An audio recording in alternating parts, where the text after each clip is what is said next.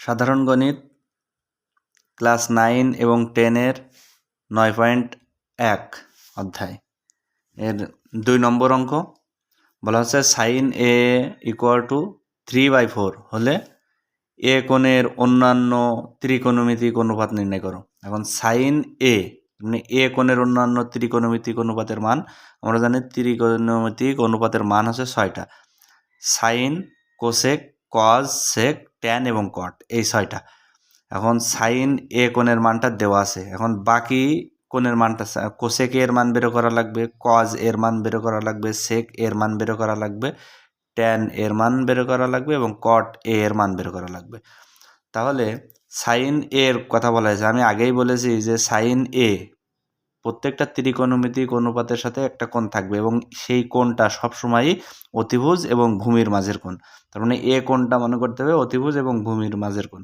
মানে এ কোণটা অতিভুজ এবং ভূমির মাঝের কোণ এ, এই জন্য এ কোণটা এটা। এ কোণ এটাও হবে না, এটাও হবে না, এ কোণ হবে অতিভুজ এবং ভূমির মাঝের কোণ। তার মানে এটা যদি এ হয়, এখানে বি ধরলাম, এটা সি ধরলাম। এখন সাইন এ সমান সমান 3/4 এটা দেওয়া আছে। এবার আমরা জানি সাইন এ সমান সমান আমরা জানি লম্ব বাই অতিভুজ। সাইন এ সমান সমান আমরা জানি লম্ব বাই অতিভুজ। তাহলে সাইন এ সমান সমান 3/4 যেহেতু দেওয়াই আছে, সুতরাং উপরের এটা লম্ব, নিচের এটা হচ্ছে অতিভুজ। তার মানে লম্ব বিসি = 3 এবং অতিভুজ এসি = 4। এবার তাহলে ভূমি এ বি = কত? ভূমি এ বি = √7। √7টা আমরা কিভাবে পেলাম? আমরা জানি √7 কিভাবে পেলাম। এবার এখানে দেখেন, পিথাগোরাসের সূত্র অনুযায়ী আমরা জানি সমকোণী ত্রিভুজের ক্ষেত্রে অতিভুজ স্কোয়ার ইকুয়াল লম্ব স্কোয়ার যোগ ভূমি স্কোয়ার। তার মানে এইটা যেহেতু অতিভুজ স্কোয়ার, তার মানে এসি হচ্ছে অতিভুজ স্কোয়ার, বিসি হচ্ছে লম্ব স্কোয়ার এবং এ বি = ভূমি স্কোয়ার। তার মানে এসি = 4 এবং বিসি = 3, বিসি = 3 এবং এ বি = ভূমি। এ বিটা দেওয়া নেই। তার মানে এখানে 4² = 16, 3² = 9 এবং এ বি স্কোয়ার দেওয়া নেই। এ বির মান আমাদের বের করা লাগবে।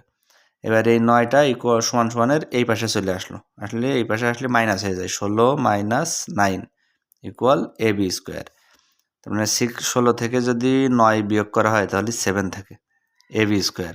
এবার উভয় পক্ষকে যদি বর্গমূল করা হয় তাহলে √7, আর এখানে বর্গমূল এবং স্কোয়ারে কাটে এ বি। তার মানে এ বি, ভূমি এ বি = কত হলো? √7। এই ভূমি এ বি সেই √7 পেলাম।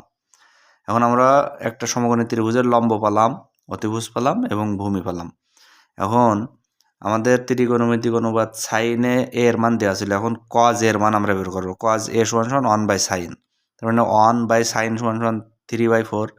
এবার যেহেতু এইটা হচ্ছে মূল দাগ, এটা হচ্ছে মূল দাগ, আর এই 3/4টা তো সাইনের মান, তার মানে মূল দাগের উপরে যেটা থাকবে সেইটা গুণ নিচেরটা। এখন 1 গুণ নিচের এটা 3/4 ছিল, কিন্তু যখন গুণ হবে, এটা যেহেতু নিচেই রয়েছে মানে ভাগ আকারে রয়েছে, যখন গুণ হবে তখন নিচেরটা উপরে যাবে, উপরেরটা নিচে আসবে। তার মানে 3/4 উল্টে যাবে, 4/3।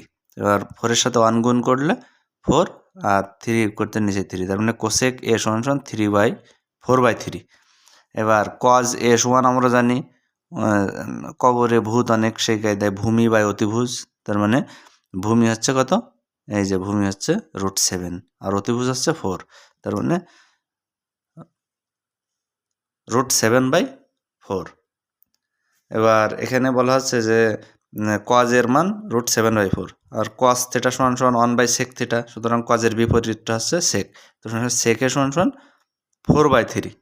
আবার একইভাবে যেহেতু কজ এ সমান সমান 1/sec, আবার একইভাবে দেখেন এখানে ট্যান এ সমান সমান লম্ব বাই ভূমি, ট্যান এ সমান সমান লম্ব বাই ভূমি। লম্ব কোণটা 3 এবং ভূমি হচ্ছে √7, তার মানে ট্যান থিটা সমান সমান 3/7 √7।